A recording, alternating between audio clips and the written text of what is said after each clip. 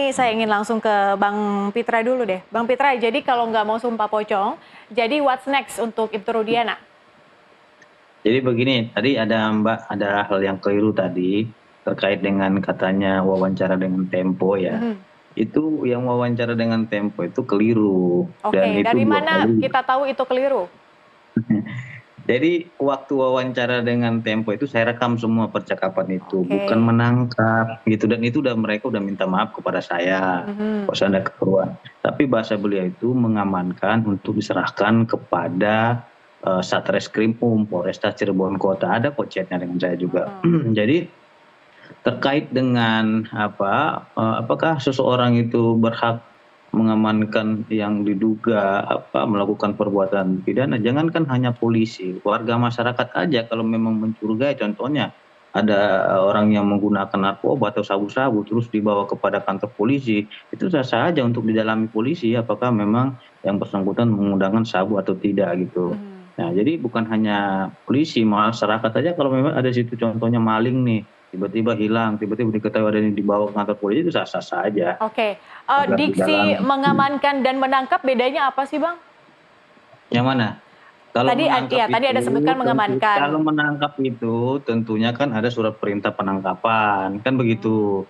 Kalau mengamankan itu seseorang itu contohnya Mbak nih kecopetan, tiba-tiba nggak melihat tapi ada yang mengetahui, Mbak itu yang ngambil dompet Mbak loh gitu. Terus Mbaknya bawa ke Hansip gitu, nggak mungkin kan bawa ke Hansip, tapi bawa ke kantor polisi dong yang berwenang hal tersebut. Jadi simpel saja kita berpikir gitu Mbak, gitu. Mhm, mhm. Tapi pada saat itu disebutkan bahwa ia mendapatkan persetujuan dari atasannya. Apakah demikian? Benar?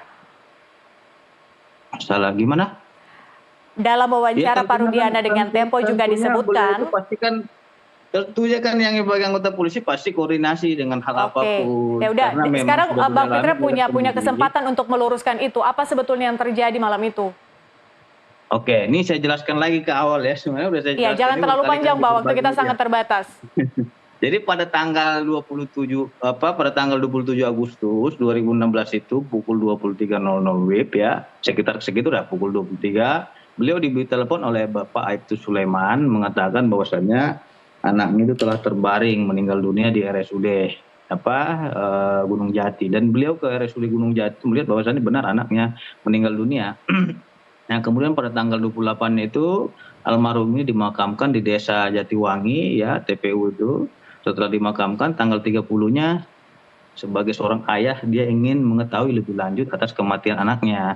Sehingga ia sisir itu dari jembatan flyover Talun tadi sampai ke SMP Negeri 11 tersebut. Dia tanya kepada beberapa masyarakat di sana, warga masyarakat terkait perihal itu gitu.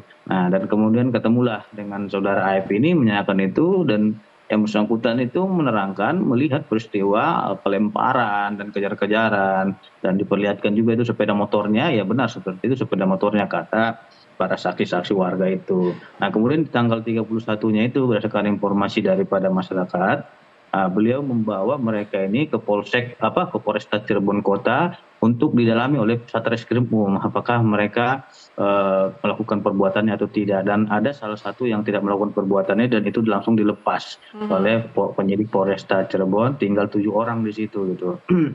Nah, kemudian karena memang TKP-nya itu ada 3, yang pertama di Jalan Perjuangan, ada 2 TKP di Jalan Perjuangan itu, yaitu di depan SMP 11 itu dan di belakang showroom itu, dan TKP ketiga itu di flyover Talun, kemudian berkasnya itu dilimpahkan ke Polda Jawa Barat Mhm. untuk didalami dan ditindaklanjuti lebih lanjut lagi. Seperti itu Mbak, Oke, cerita oke. singkatnya seperti itu.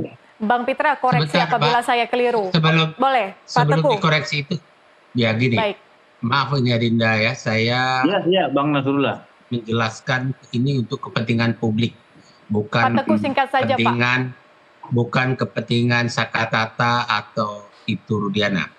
Mhm. Penangkapan itu dalam KUHP kita definisikan adalah pengekangan kebebasan seseorang sementara waktu.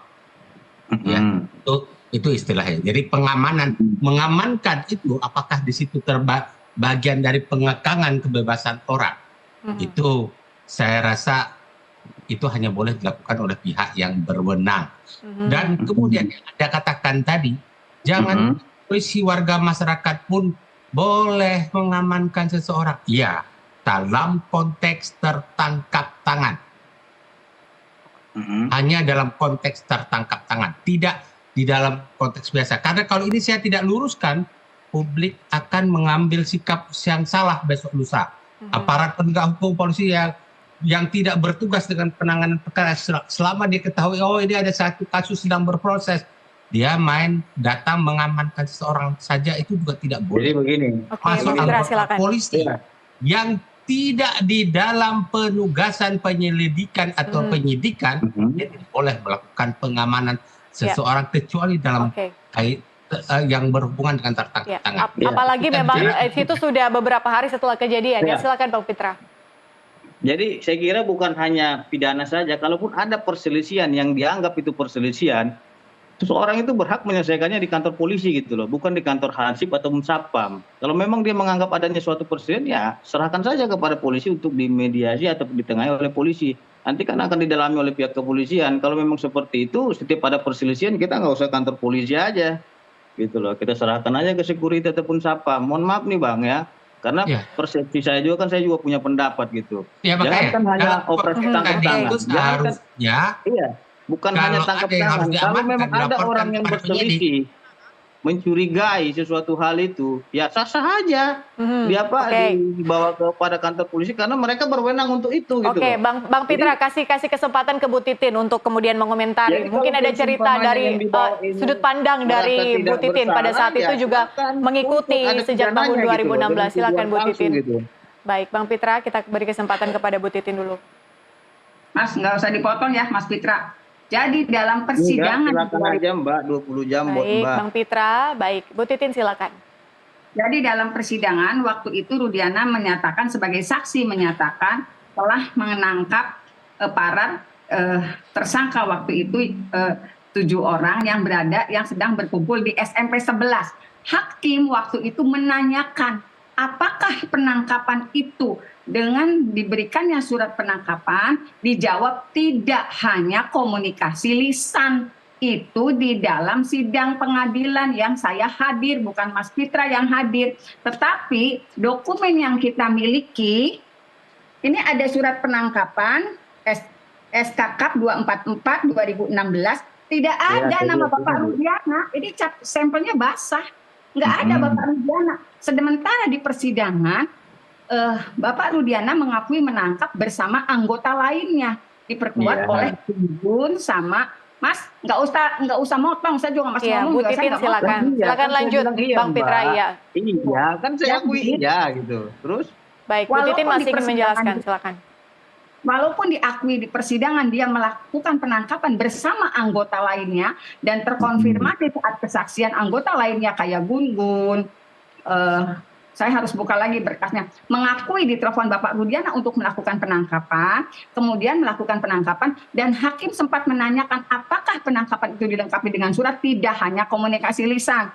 Tapi berkas yang saya miliki, surat perintah penangkapan, itu tidak ada Bapak Rudiana, yang ada Indrawati, Amadi, Yudi, Dedi, Gugum Gumilar, Rida Bestari, Rima. Padahal mereka tidak pernah melakukan penangkapan. Ini hanya tulisan di kertas saja. Yang melakukan penangkapan itu terhadap 7 terpidana yang sekarang terpidana itu Bapak Rudiana dan anak buahnya dari Res Narkoba. Itu Mas. Saya yang hadir di sidang Mas. Nggak usah motong-motong. Masih, oke. Boleh saya jawab? Bu Titin sudah selesai? Baik. Boleh selesai, Bang Pitra silakan. Oke. Baik, kan banyak tuduhan yang penangkapan lah, yang ini segala macam hal lainnya. Berarti kan mereka membahas terkait dengan aspek formil dalam proses penyidikan ya. Nah, terkait dengan aspek formil penyidikan, mereka telah melakukan pra-peradilan dahulunya ya, terkait dengan penangkapan, tersangka dan lain-lainnya dengan nomor perkara nomor 1 Rapid ya tahun 2017 yang didaftarkan pada tanggal 4 Januari 2017. Di mana hasil pra-peradilan yang mereka ajukan itu bahwasanya pra-peradilan mereka ditolak, pra-peradilan para terpidana ini. Saya kira itu sudah membantah yang lain-lainnya, mau dibilang penangkapan, lain-lain itu sudah diuji melalui pra-peradilan para terpidana ini. Jadi kita nggak usah lagi tidak mengakui adanya putusan para peradilan yang telah diputus oleh hakim. Jadi walaupun mereka bilang begini begitu, saya nggak percaya itu karena sudah mereka uji melalui para peradilan dengan nomor perkara 1 yang diajukan mereka pada tanggal 4 Januari 2017. Gitu Mbak, itu aja jawaban saya. Baik, Pak Teguh, ada yang ingin Anda kritisi? Ya, itu yang saya katakan tadi bahwa ke depan, termasuk ini seharusnya perjuangan saya, perjuangan Bu Titi, perjuangan Adinda Fitra, bahwa kita harus mengkritisi proses penegakan hukum dan penggunaan kewenangan-kewenangan oleh aparatur penegak hukum, dan menjaga, mengkritisi agar dalam penggunaan kewenangan tersebut tidak ada pelampauan batas kewenangan. Semua dalam track yang benar. Nah, kita tidak boleh mendua. Bersikap hari ini kita membela sesuatu, tapi pada saat kita membela sesuatu, kebenaran kita tutup. Pelanggaran-pelanggaran hukum kita cari-cari bahan penutup. Next time ketika menimpa kita teriak sangat keras. Saya ingatkan contoh yang selalu saya gunakan sebagai bahan, bahwa ketika 6 orang anak manusia dibantai di kilometer 52, semua kita diam. Tapi begitu ada 1 orang saja yang dibantai oleh atasannya, semua teriak.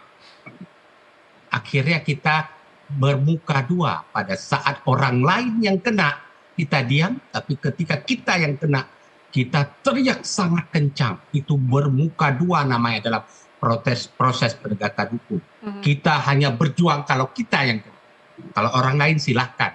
Itu tidak boleh terjadi dalam konteks itu. Pesan moral yang saya ingin katakan, termasuk diri saya, Anda semua, kita semua, ayo, setiap ada pelanggaran hukum yang berbuat yang tidak sesuai dengan hukum, yang melanggar prinsip-prinsip kemanusiaan, kita lawan bersama. Siapapun dia, bersikap adillah kepada diri sendiri, kepada orang lain, dan kepada siapa saja. Itu. Baik. Pak Teguh, mari balik ke dasar sumpah pocong yang dilakukan oleh Saka Tatal dan juga ditantang gitu ya untuk Ibtu Rudiana. Tadi 4 poin yang disebutkan dalam surat untuk menantang Ibtu Rudiana adalah soal tidak prosedural, kemudian juga melakukan penyiksaan, mengarahkan pemberian keterangan palsu, dan juga merekayasa kasus Vina dan Eki sebagai kasus pembunuhan. Kalau tidak mau sumpah pocong, apa rekomendasi Anda untuk Ibtu Rudiana meluruskan hal ini? Ya, memang kalau ditanya kepada orang sarjana hukum, para advokat, lawyer, akademisi ilmu hukum, ya proses hukum, lapor ke Propam, lapor kepada itu bahwa ini dilakukan bla bla, mereka akan diperiksa. Jadi memang akhirnya kita terjebak kepada ranah hukum ansih, tidak bisa lain. Tapi kadang-kadang di titik itu pun kebenaran tidak akan terungkap. Ya, akhirnya muncullah apa yang terjadi yang dilakukan oleh Bu Titin ini. Kalau apa yang dilakukan oleh Bu Titin ini pun kalau ditanya ke saya, ya di luar sistem hukum yang beliau lakukan ini. Tapi ya kita bagaimana lagi, kita nggak bisa mengekang beliau kan ingin cari sebuah keadilan. Kadang-kadang teriak-teriak, kadang-kadang bahkan yang teriak-teriak kadang-kadang teman-teman advokat. Demi kepentingan ratingnya dia teriak-teriak di media massa, panggil wartawan untuk konferensi pers, kemudian dia keluarkan statement-statement yang menimbulkan kesulitan lagi yang bagi kliennya bahkan bagi penegakan hukum. Nah, saya melihat keadaan-keadaan itu. Yang saya sedihkan, kenapa terlalu melihat kepentingan pribadinya, tidak melihat kepentingan bangsa dan negara, tidak melihat kepentingan keadilan dan kebenaran. Nah, Anda ingin sampaikan itu kepada siapa, Pak Teguh? 1-2 advokat ya, ini yang saya salut, Bu Titin, Fitra, ini saya salut. Karena apa? So konsisten dia melawan. Tidak sedikit advokat kadang-kadang muncul ketika konferensi pers, habis itu hilang, tidak terlibat dari awal. Nah, itu yang saya sedih. Rajin menangani perkara-perkara hanya untuk konferensi pers. Setelah itu hilang, tidak ada lagi peran yang dilakukan. Ya, jangan kayak begitu. Kita mempunyai nilai, punya integritas. Kita profesi yang mulia, jangan sampai mulia hanya simbolik. Ya, hanya jorgan-jorgan. tapi perbuatannya sangat tidak mulia. Itu saja. Bu Titin dan juga Bang Pitra ada di sini juga menunjukkan bahwa ini satu konsistensi untuk mendukung kliennya, Pak Teguh. Oke, saya ingin ke Bu Titin. Bu Titin, jadi 4 poin yang sudah disampaikan dalam surat itu, tapi kemudian tidak diterima, tidak diiyakan oleh pihak Ibtu Rudiana. Langkah apa lagi yang akan dilakukan pihak Anda dalam hal mengonfirmasi 4 poin ini? Kalau kami tidak akan lagi melakukan upaya apapun, Mbak. Kami sedang menunggu keputusan PK dari Mahkamah Agung. Tetapi kan memang ada gerakan lain yang dilakukan oleh Peradi yang sudah juga melaporkan Bapak Rudiana. Jadi itu sih yang kalau kami sih tidak melakukan, sudah selesai. Sakatata juga sudah mengambil keputusan yang luar biasa. Walaupun ini dan pro dan kontra, tetapi sudah dilaksanakan adanya sumpah pocong. Saya cuma mau nenangin pikiran dulu lah, Mbak. Udah nggak ngapa-ngapain lagi. Oke. Bu Titin, ini agak sedikit di luar konteks, tapi ini perlu saya tanyakan, perlu kami konfirmasi. Ini soal keberadaan Sudirman, Bu. Sejauh ini sudah adakah mungkin update atau perkembangan soal keberadaan Sudirman, Bu? Jadi gini, Mbak. Pada saat penangkapan Peggy tanggal 21 Mei 2024, Sudirman tuh dibawa ke Polda Jabar tanggal 23 Mei 2024. Pada hari yang sama, keluarga Sudirman didatangi oleh anggota Polres Cirebon Kota dan mereka meminta keluarga Sudirman tanda tangan kuasa. Nah, tetapi tanda tangan di kertas kosong, tetapi diketahui itu untuk cabut kuasa dari saya. Tanggal 25 sama kakaknya Sudirman di tempat kerjanya didatangi oleh anggota Polres Cirebon dan Polda Jabar. Waktu itu disebutkan namanya Pak Denny. Waktu itu kakaknya Sudirman berkomunikasi terus dengan saya melalui hubungan telepon, dia nggak mau dibawa ke Polda Jabar. Terus saya tanya, emang mau ngapain? Katanya disarah, saya ngomong dengan nanti didampingi Bu Titin. Tidak perlu, nanti di sana didampingi oleh pengacara yang baru. Dan di sana Bu Titin akan dicabut kuasanya. Itu tanggal 25 Mei 2024 atau 4 hari setelah Peggy ditangkap. Nah, kemudian berjalannya waktu, keluarga Sudirman susah menemui Sudirman. Pernah dalam 1 kali pertemuan, itu pun setelah anggota Peradi bergerak dari Bapak Oto Hasibuan. Akhirnya diizinkan dengan syarat hanya ayah ibunya. Tetapi saat di dalam itu dikelilingi oleh anggota kepolisian dari Polda Jabar. Dan sampai hari ini kami tidak lagi bisa menemui, keluarganya tidak bisa menemui. Pada saat itu Sudirman hanya pernah berkeluh kesah pada tanggal 23. Setelah dilakukan penangkapan, dia masih mengalami penyiksaan dan disiram air panas. Ini pada saat kapan? 2024. 2024. Sempat dikomunikasikan ke kakaknya. Sampai saat ini Anda belum kembali bertemu dengan Sudirman? Kalau saya kayaknya karena sudah dicabut kuasa, kalau menurut keterangan dari Polda Jabar gitu. Karena untuk keluarganya datang ke Polda Jabar juga, menurut kuasa hukumnya harus melalui izin penyidik. Sampai hari ini kakaknya, keluarganya mencari keberadaan Sudirman di mana di lapas-lapas yang lain ada terpidana, hanya Sudirman yang tidak ada. Yang mencabut kuasa itu siapa, Bu Titin? Kalau menurut kakaknya Sudirman, dia dipaksa cabut kuasa, tetapi Sudirman juga tidak memahami. Kalau Sudirman kan lulus SD-nya 17 tahun, Mbak. Jadi dia juga kayaknya nggak ngerti. Kemarin dalam pertemuan kemarin orang tuanya, Sudirman ditanya kuasa hukumnya siapa, dia masih ingatnya saya, Ibu Titin. Padahal saya sudah dicabut kuasanya. Nggak tahu waktu dia menandatangani apa yang disampaikan, apakah itu seperti tanda tangan kuasa dari saya atau bukan, kita nggak paham. Karena mohon maaf, Sudirman kalau di lingkungan sekitar itu dianggap idiot. Walaupun secara kedokteran kami juga tidak bisa membuktikan karena tidak ada yang legal formalnya menyatakan itu. Sudirman itu mohon maaf, ibunya hanya tukang urut, bapaknya kuli bangunan. Jadi tidak mungkinlah kita meminta keterangan dokter mengenai kondisi Sudirman. Tapi saya paham betul dari dulu memang Sudirman seperti itu.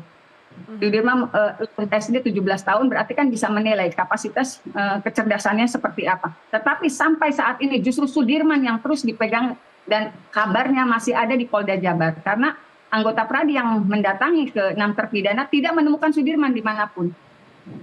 Itu, Mbak. Oke, baik. Kita balik lagi ke topik kita soal efek sumpah pocong Sakatata. Saya ingin ke Bang Pitra. Bang Pitra, terakhir kalau tidak salah itu Rudiana sudah diperiksa secara internal ya, Bang ya? Oh, saya tidak mengetahui itu. Karena kalau memang internal itu kan bukan kapasitas saya, tapi itu kapasitas Bitkum gitu loh. Tapi bukankah kuasa hukum perlu diberitahu? Kalau proses internal itu tentu ada Bitkum yang mendampingi beliau karena beliau kan seorang polisi aktif. Tapi kalau memang proses eksternal di luar hal tersebut, ya saya kira saya berkapasitas untuk menjawab itu. Contohnya sebagai terlapor dalam SPKT Polri itu, ya kita wajib mendampingi beliau karena statusnya sudah dilaporkan juga gitu. Tinggal nanti membuktikan apakah benar atau tidaknya. Dalam artian saya di sini membela klien saya untuk hak-hak hukum dia gitu. Kita tidak bisa menilai orang salah atau benar, yang bisa menentukan itu ya hakim.